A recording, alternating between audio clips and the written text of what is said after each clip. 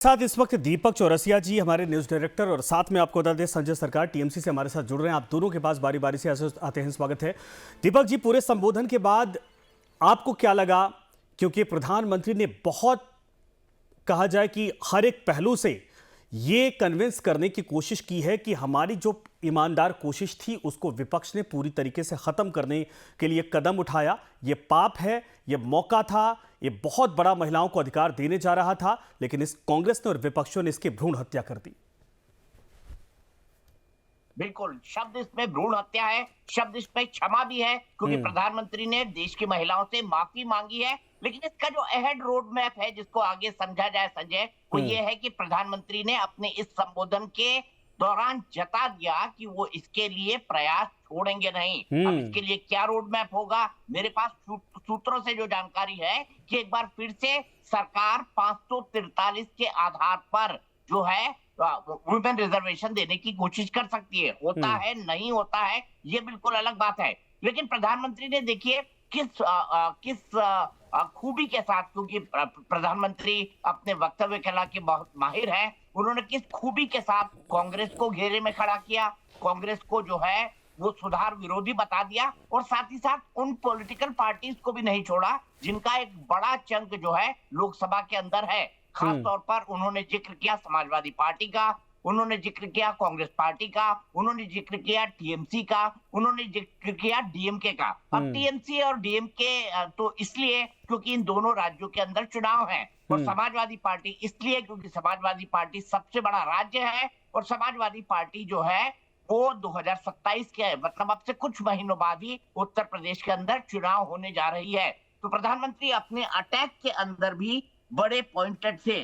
उनका ये कहना है कि हम हारे नहीं हैं, हम अजेय हैं, हमारा ये प्रयास रुकेगा नहीं। कुछ लोग कह रहे हैं कि हमारे पास नंबर नहीं थे और ये सरकार की नाकामी है। उनका कहना है कि मैं नाकामी या कामयाबी से इसको नहीं आंकता हूं, मैंने कभी क्रेडिट लेने की कोशिश नहीं की, और मैंने सदन के अंदर अपने भाषण के अंदर भी साफ साफ कहा था कि मुझे क्रेडिट नहीं चाहिए। उन्होंने ये भी कहा कि मैं तो ये कह चुका हूं संसद के अंदर कि अगर आप इस बिल को पास कर देते हैं तो इस बिल को पास करने का क्रेडिट जो है वो तमाम विपक्षी पार्टियों को देंगे। तो ये संजय कई महत्वपूर्ण बातें हैं, लेकिन प्रधानमंत्री हमलावर है। भारतीय जनता पार्टी ने एक पूरी स्ट्रैटेजी बनाई है। भारतीय जनता पार्टी को पता है कि ये एक प्रमुख मुद्दा है, और उनको ये भी पता है कि 50% महिलाएं जो हैं वो एक बहुत बड़ा वोट बैंक है, और बीजेपी को इस वोट बैंक का साथ हमेशा से मिलता रहा है। मुझे लगता है बीजेपी इसको और कंसोलिडेट करने की कोशिश कर रही है।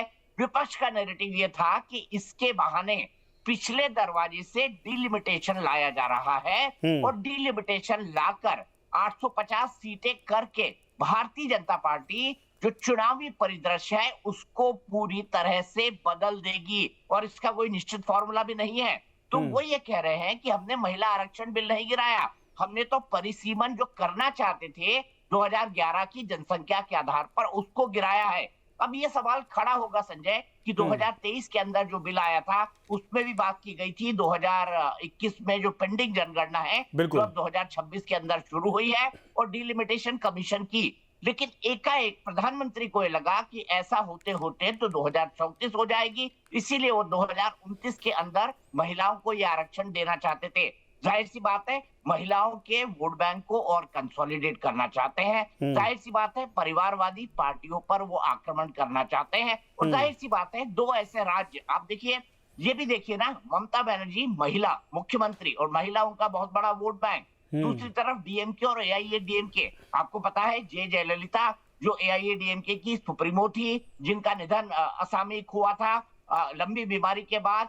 अब उस राज्य के अंदर भी वोट पड़ने हैं, तो इन दोनों राज्यों के अंदर जो है महिलाएं एक बड़ी ताकत हैं। लेकिन प्रधानमंत्री का निशाना 2029 है, 2029 बहुत दूर नहीं है, 2027 के उत्तर प्रदेश और पंजाब के चुनाव भी हैं, और मुझे लगता है कि प्रधानमंत्री इस मुद्दे पर ऑल आउट जाएंगे। आप देखेंगे कि कैसे आज प्रधानमंत्री के इस भाषण को भारतीय जनता पार्टी के जितने भी बड़े नेता थे वो सुन रहे थे ध्यान से। तो मेरे ख्याल से अब पूरे देश के अंदर प्रदर्शन होंगे, पूरे देश के अंदर प्रेस कॉन्फ्रेंसेस होगी, कांग्रेस को विलन बनाने की कोशिश की जाएगी और ये कहा जाएगा कि हम तो आधी आबादी को उनका हक देना चाहते थे, लेकिन कांग्रेस ने हिले हवाले करके, कांग्रेस ने कोई ना कोई टेक्निकल पेच फंसाकर इसको नहीं होने दिया। लेकिन मुझे डाउट है अभी भी कि कांग्रेस 543 पर अगर 33% का रिजर्वेशन आ गया तो 543 पर भी इस 33% के रिजर्वेशन पर मानेगी या नहीं मानेगी। लेकिन अब देखना ये दिलचस्प होगा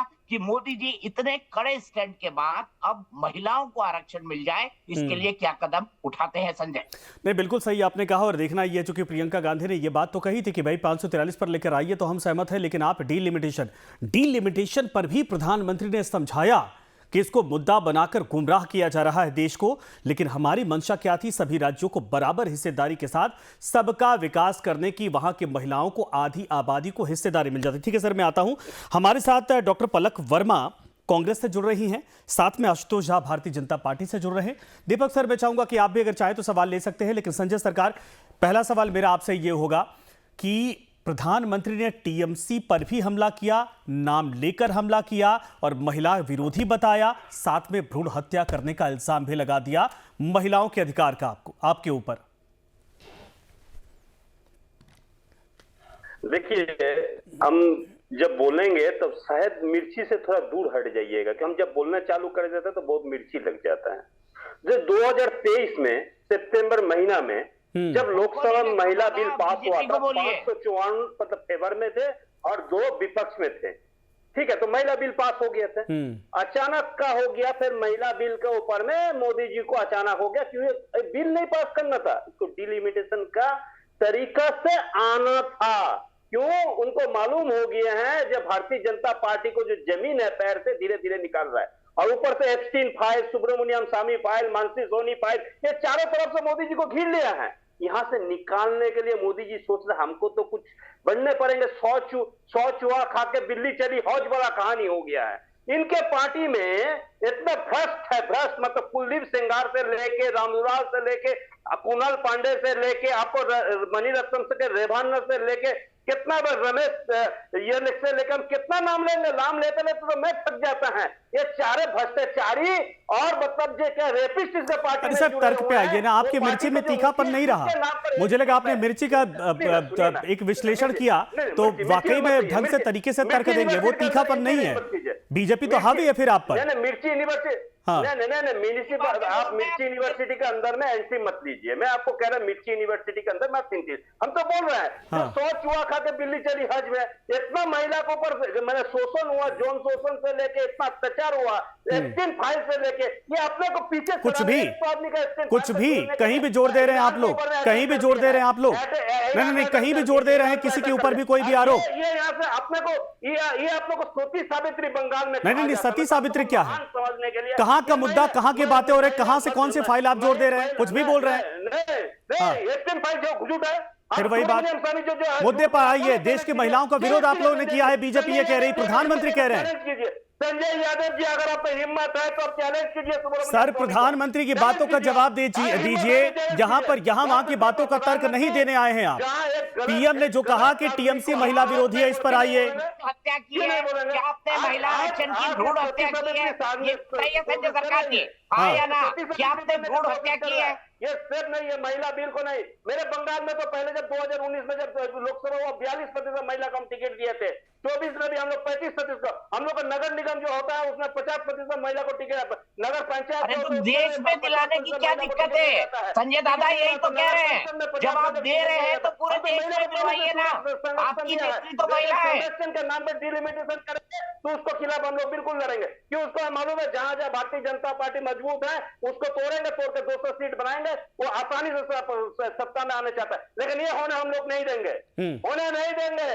मोदी को अंतिम समय चल रहा है। आशुतोष झा जी, आप ऐसा डिलिमिटेशन चाहते हैं? एक मिनट संजय दादा रुक जाइए, आपने अपनी बात कह ली। आशुतोष झा जी, आप ऐसा डिलिमिटेशन चाहते हैं जिसमें आप अपने प्रभाव क्षेत्र वाली सीटों को डिलिमिटेशन कमीशन से अपने हिसाब से करवा लें, जैसा विपक्ष आप पर आरोप लगाता है कि आप एसआईआर से चोरी करते हैं, वैसे ही क्या आप अब कॉन्स्टिट्यूएंसीज को भी डिलिमिटेशन के जरिए बीजेपी का फेवर वाला बनाना चाहते थे?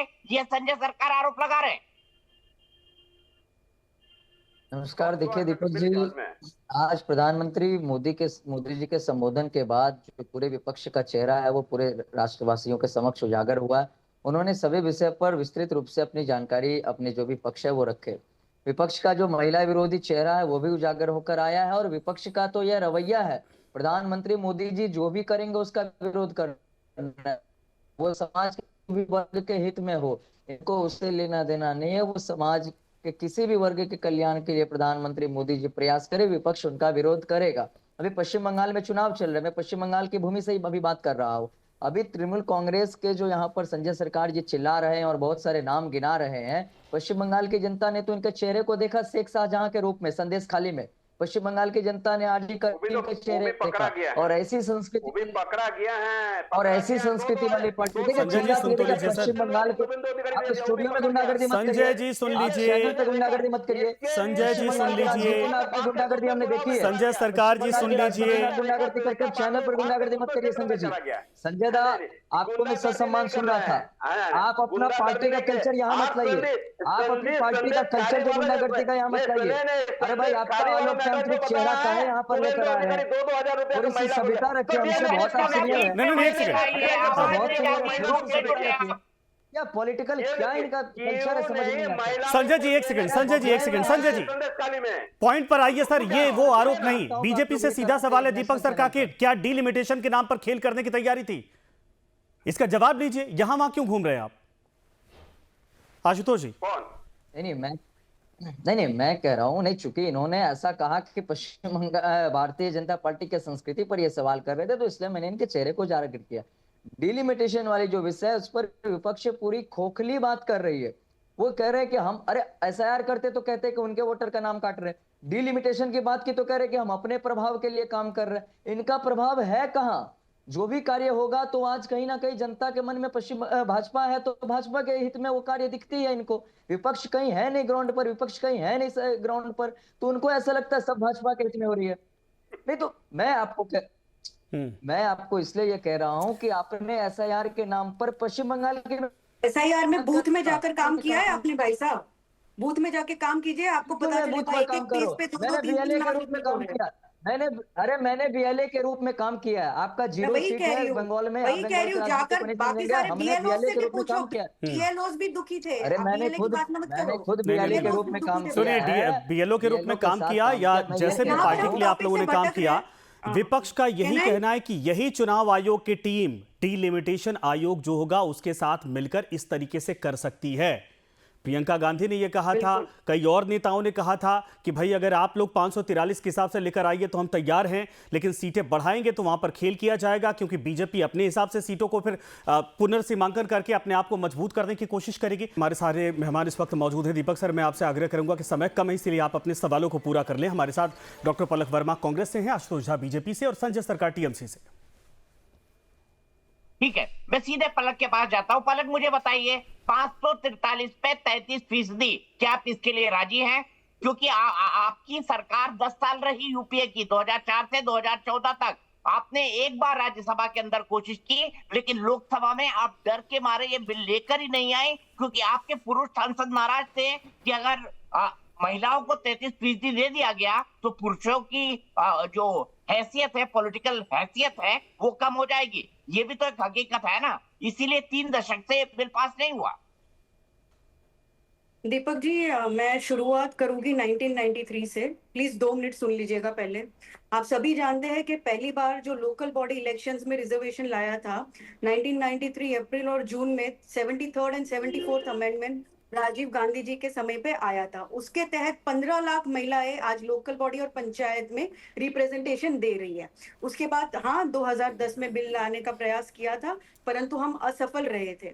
अब आज की अगर हम डिबेट की बात करें तो आपने देखा प्रधानमंत्री जी ने कम से कम 150 बार कांग्रेस को कोसा है इसमें, जबकि आप जानते हैं कि देश खड़ा करने के पीछे पहली प्रधानमंत्री हो इंदिरा गांधी जी हो, पहली लोकसभा स्पीकर हो मीरा कुमारी जी हो, पहली हमारी राष्ट्रपति हो प्रतिभाताई पाटिल जी हो, जो भी हो, महिलाओं को पहला मौका कांग्रेस ने दिया है और देती आई है। मैं आज ये कहना चाहूंगी इस प्लेटफॉर्म के माध्यम से कि ये हवा क्यों बनाई जाती है कि वुमेन रिजर्वेशन बिल की बात है। वुमेन रिजर्वेशन बिल तो 2023 में पास कर दिया गया था, परंतु कल जो हुआ वो डिलिमिटेशन की बात थी। और सही मायने में अगर प्रधानमंत्री और बीजेपी वुमेन्स के साथ, महिलाओं के साथ न्याय करना चाहती है, तो बीजेपी को मैं कहती हूँ इस प्लेटफॉर्म से कि उनकी पहली प्रधानमंत्री बीजेपी की दे, वो कल डिक्लेयर कर दे। उनका कैबिनेट है, मिनिस्ट्री उनके पास है, उनकी मिनिस्ट्री में 33% वुमेन रिजर्वेशन क्यों नहीं दे रहे वो? ये हवा फैलाई जा रही है क्योंकि ये इलेक्ट्रोल जो हम कह रहे हैं ना, वोट चोरी का पुराना फॉर्मेट जो है वो पकड़ा गया, इसलिए उसको दूसरे फॉर्मेट में डिलिमिटेशन लाना चाहते हैं जिसमें वो कवच बना रहे महिला रिजर्वेशन का। असली बात वो नहीं है। महिला रिजर्वेशन अगर देना चाहते हैं किसी और चीज के साथ क्लब करे बगैर 543 सीटें जो है उसमें आज ही दे दे। प्रियंका जी ने भी कहा, कांग्रेस में सभी कह रहे हैं, उसके लिए पूरा कांग्रेस सहयोग देगा। परंतु ये हवा क्यों बनाई जा रही है? क्योंकि उनको महिलाओं को न्याय नहीं देना है, उनको महिला वोट बैंक में परिवर्तित करके महिलाओं का मिसयूज करना है, ताकि वो इमोशनली होकर, जिनको ये इनके बिहाइंड द स्टोरी पता नहीं चलेगा। आप कहते हैं ना, हाथी के दांत खाने के कुछ और, दिखाने के कुछ और। यहाँ पर वही प्रक्रिया चल रही है जिसके तहत महिलाओं के साथ ये अन्याय कर रहे हैं। हाल फिलहाल में अगर वो देना चाहते हैं तो 543 सीट में जो है एज इट इज दे दिया जाए। दीपक तो मैं आपको ये बता, तो आप ही दे देते ना 2004 से 2014 तक 543 सीट में आप ही दे देते, आप क्यों नहीं दे पाए? वही तो मैं कह रहा हूँ ना, क्योंकि 543 में से अगर 33% महिलाएं हो जाएंगी डॉक्टर पलक शर्मा, तो आपके पूर्व सांसद जो हैं, आपकी जो पूर्व दीपक सर, माफी के साथ समय खत्म हो चुका है। आपके पास बहुत सारे सवाल हैं, मुझे मालूम है। जी, इंटेंशन की मैं बात कर रही हूँ, मैं आपको कह रही हूँ, साफ कह रही हूँ कि कांग्रेस ने किया है, प्लेटफॉर्म्स दिए हैं। कई बार आपके पास चैलेंजेस आ गए, आप नहीं कर पाए। आज मैं कह भी रही हूँ आपके माध्यम से, बार बार कह रही हूँ कि दे दीजिए ना। हम आज की बात कर रहे हैं, पास्ट में जो भी हुआ, कांग्रेस ने जो भी रिजर्वेशन महिलाओं को दिए हैं वो फील्ड में इंप्लीमेंट किए जा चुके हैं। कुछ जगह पे आपको चैलेंजेस आएंगे, पर यहाँ पर इंटेंशनल, ठीक है, लेकिन ये बहुत बड़ा चुनावी मुद्दा भी बन चुका है डॉक्टर पलक, और आने वाले वक्त में कांग्रेस के ऊपर प्रधानमंत्री ने महिला विरोधी होने का आरोप लगाया है। इसको कैसे आप लोग हैंडल करेंगे, ये किसी और दिन समझेंगे। और आप सभी का धन्यवाद हमारे साथ जुड़ने के लिए। दीपक जी, आपका भी बहुत बहुत धन्यवाद। खबरों का सिलसिला आगे भी लगातार जारी रहेगा, बने रहिए हमारे साथ।